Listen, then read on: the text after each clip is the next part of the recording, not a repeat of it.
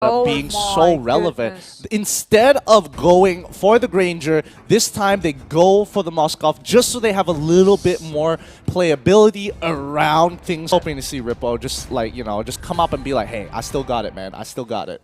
It's kind of true. But I really love how they change their perspective in the early game these days. Look at that. You can see every angle that you haven't seen in the game before, and straight into the game we go. But speaking of which, the draft. When it comes to Malaysian or Singaporean draft, it's always like almost balanced out and kind of perfect. But when it comes to execution, that's where the bigger problems kind of emerge out of nowhere. They sometimes hesitant, sometimes overpick themselves, or even didn't actually give a full map awareness, which is happening right now mid lane. Like I said before, Valor with that fireballs keep on being thrown by Dreams here. The captain himself making sure they have been harassed quite back here. Poking damage by Bigetron Esports. And well, on top, well, it's kind of a decent fight. I say it's going to be a 50-50 fight. Yeah, but notice how the way that they're positioning themselves. Like, Bigetron know that they have the better early game for now, so they're trying to make sure they assert their dominance with a 1-3-1 in comparison to Siren Clan, who decided to go with the traditional 1-2-2 instead. So now that BTR have put that early game damage, they're allowed to kind of rotate. And initially, they wanted to kind of test the waters, like, can we actually get this? Thomas and Beef now in a little bit of danger, forced out of his lane. This is kind of bad for him. He came down to rotate to protect this blue buff, but instead he gets punished, forced to go back, and now Taka can keep control over this top lane. They really need the blue buff for the Esmeralda. Right now, we're looking at Dreams trying to shush away every single person, but there's too much people here. It's 2v5, 2v5 is it? It's literally 2v5 on top there. But it seems like Jaw has been left alone. Bravo will be having a lot of free farms. I'm not sure if that's a wise decision, because apparently right now, Siren Clan kind of having too much experience being shared in the mid, which makes them a little bit low when it comes to goal difference and also experience level here. Totally agree. Because of what Thomas and Beef, oh god, I hate calling him Thomas and Beef. Basically what Lund did, if you don't know it yet, is that because of his because of the amount of damage he took, he gave up a lot of pressure topside, forcing Siren Clan to say, hey, we need this buff no matter what. They send all their members to make sure they secure that blue buff, giving bottom lane a little bit of leeway here, especially for Bravo, who's getting dove under turret here. He ejectors Esmeralda to the backline. However, Ace right on top of him. They have to pull away from this dive. It's not looking good as Ace flickers away, hopefully trying to make it on out Fenrir to try and cover his back. But a good response from Bigetron after the initial dive. The ejector onto Ace once again to secure the kill. They're forcing Siren Clan back in, and now they've got 5 members to jump right onto Ambush, locked against the wall. Well played to Bigetron for a counter engagement onto Siren Clan. That was a very fast rotation coming out from Bigetron Esports. The moment they have one of the members being ambushed there, they didn't see that one coming at first, because you can see how Bravo tried to go back, but at the same time, that Kaja with a Divine Judgment right on top of that. Pretty much you cannot go anywhere. Fenrir gotta be very sad about that as well. Yeah, the disrespect here, because you know Fenrir walks up way too far. He's clearly out of the lightning bomb dash range as you saw on screen. However, the moment he uses the flicker, it's so hard to react to it, and the rest of the Siren Clan at least are playing the map in half. You know, if we're losing something on the bottom side, we can take something on the top side of the map. Now that Lund does actually have the turtle buff, it will alleviate some of that pressure onto the top side. However, we know how Bigetron plays. They want to keep control over the center of the map and then slowly push their leads into the side lane. Yeah, trying to just rebalance the scale. Will it happen? Because the blue buff will be taken and stolen by the side of Bigetron. They are moving as a 5 now, and none of them are giving things freely for the side of Siren Clan as well. Try to fight it back, but it's kind of hard with a lot of damage base coming out from Volley in the early game. And Fenrir, even though he is a mage, but they are dependent on the Feather Airstrike to actually make it happen. A bit more space here needed by the side of Siren Clan,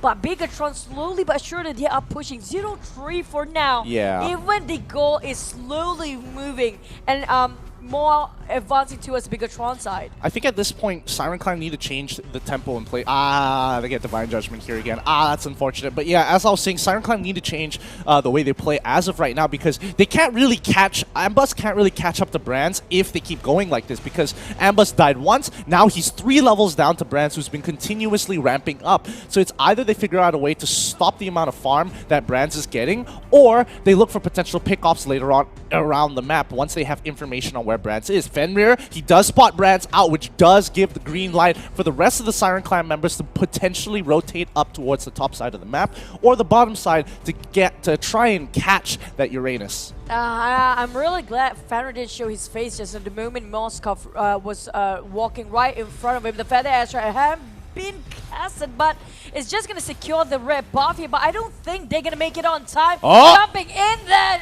Kofra. There you go, there's another jumping falling star aiming coming from Esmeralda, wiping everybody off their feet here, one by one going down for Bigetron. They miscalculated just now.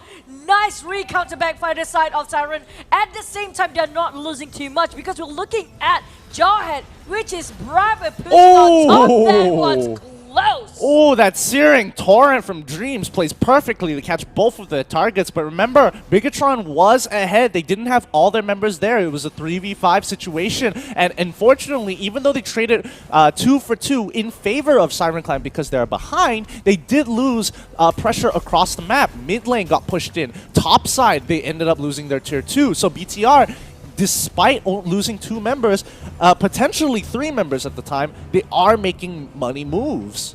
That's the thing, is it worth it just to force the fight just now while losing a lot of turrets and also map control? And now even the turtle on the side of Bigetron, this widened the gap for the goal between these two teams here. We're talking about 5,000. Furthermore, maybe up to 10 if they keep on letting themselves losing the map control by time for Siren Clan. Yeah, and the pushing power coming in from Bigetron is extremely good, especially since they have Dreams, they have Bravos, both on, both on the Valir as well as the Jawhead can easily sustain themselves. I'm not putting Uranus on the list because it's kind of a given, but you can see that Bigetron want to make these money moves. KYY actually getting a really good Divine Judgment, and no way that Ace can get out of this. He doesn't have Flicker, and the perfect chain CC coming in from Bigetron. It's 100% kill every time KYY just goes in with the Divine Judgment. There's no way for them to run. And look at that, he's even having that CD cooling down reduction quite fast on that support emblem as well. So they are expected to have one more picked off anytime soon. We're talking about they're looking around the jungles on the bottom side right now. Caught up in between, KYY will be the victim this time. They tried to secure the bomb. At the same time, Breast already overfed and overformed. Look at that damage coming out from Moskov. Coming in, trying to recounter this. They need to force a retreat first for Siren Clan.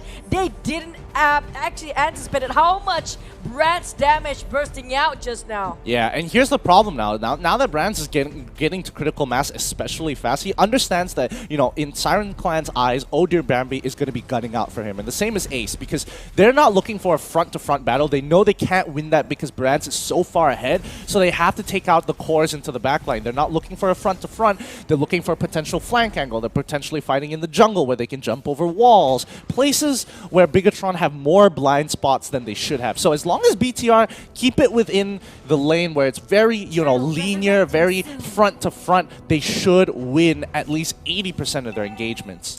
And that's the thing, the longer they are buying more time for Silent Clan, it's good. It's a good news now. It's a good thing for Bigetron Esport. But if you were in Siren Clan, what would you be doing right now? Because even though they try to drag time for Ambus, for example, for him to actually farm up, you have to, it's not Assassin on this side. We're talking about Moscow, one of the most strongest late game marksman hero out there. Already kind of, I think he has more than 2 core items by then. Yes. And Amber's kind of really way behind in terms of farm, in terms of damage. So we're talking about the emblem itself on Amber's. He got himself that jungle emblem. But at the same time, he is not being able to just step a foot outside of that base to go towards the jungle. It's not actually a productive emblem to start with him. And you notice how Bigetron is just gatekeeping them from walking outside of their base. They're making sure they have all, at all times they have tabs on where Siren Clan members are because they don't want to get caught off in a flank angle. And this is where it gets a bit dangerous for BTR. Yes, they get the initial catch onto Esmeralda, and now this is the green light that they are looking for to break open the base of Siren Clan because their main damage dealer is now gone, and Ambus isn't anywhere close to hitting critical mass. You can see Ace looking for a potential pick. Notices that the rest of his team have to clear out the lanes. It's a 4v5 situation, so it's only natural. I don't know where it went wrong for Siren Clan. They pretty much have a good counter move just now, but when it comes to having the objective done for pushing the lanes, they're not doing a well done job here. We're talking about all the lanes losing towers fast, and the moment they realize they lose too much towers, it's a bit too late here. They try to push it, but it's almost impossible. The Feather Airstrike is just for defensive for now. Nothing offensive coming up from Siren Clan just yet. Yeah, and honestly, the direction of this game was already dictated by Bigetron at level 1. They used their level 1 power to kind of push Siren back, abuse them just enough to really take control of the rest of the map, and that's what Bigetron did absolutely correct. And Siren Clan, despite that, all they had to do was kind of sustain throughout level 1, level 2, and then look for potential picks when they had level 2. Look at the current state of being, and the drafting on the side of Siren Clan should have been super aggressive in the early game. If they're not able to execute that, this is kind of hard. The moment they got the lot on their side, it's not enough. They have a beefy tank and also a beefy lineup on the side of Bigetron Esports. If you plus a lot on top of that, and also Moskov is pretty much untouchable. Yep. And the Siren Torn just push everybody back the moment they jump in. How can they approach towards brands here? Well, that's exactly what Siren Clan is looking to figure out as well, because he's got a lot of protection here, and you have to understand that when it comes to marksmen, Jawhead is a complete beast at taking out marksmen, because he not only isolates targets, but also has a combo that allows him to stun marksmen almost instantaneously with the unstoppable force. And there's no real counterplay to that, as KYY is yanking back everybody. BO3, he finds what he was looking for. He got to the back line. He takes out Brads, and now he still has 3 more people to take out. Fenrir unable to do anything to back him up. BO3 able to secure 2 kills, but however, it ain't enough. And Bravo, knowing his limits, having the high and dry, sees an isolated target, and he tells himself, I can one-shot him, and that's exactly what he does as BTR takes game 1. GG, well played. Bravo knows what he's doing. They shut them down for the marksman just now. Let's have a look at some of the end game stats here, see some of the items, because I think the game was pretty much over once Valeria bought that Ice Queen's wand. I have to say it's over pretty much when he bought that necklace. Because Tavos is kind of non-effective at this state, and there's also Esmeralda shield will be countered by that particular necklace as well. And here's the biggest issue. Look at that, 2-0-10. Yeah. And I mean, Dreams played an especially good game. I have to give it to him. He did such a good job in the early stages, making sure that he was oppressive with his extra range, his naturally inbuilt strong magic damage that not a lot of heroes actually have resistance to at level 1. So I can definitely respect the way he plays it. I do think Bravo did a really good job at absorbing pressure, but not only that, following up on the picks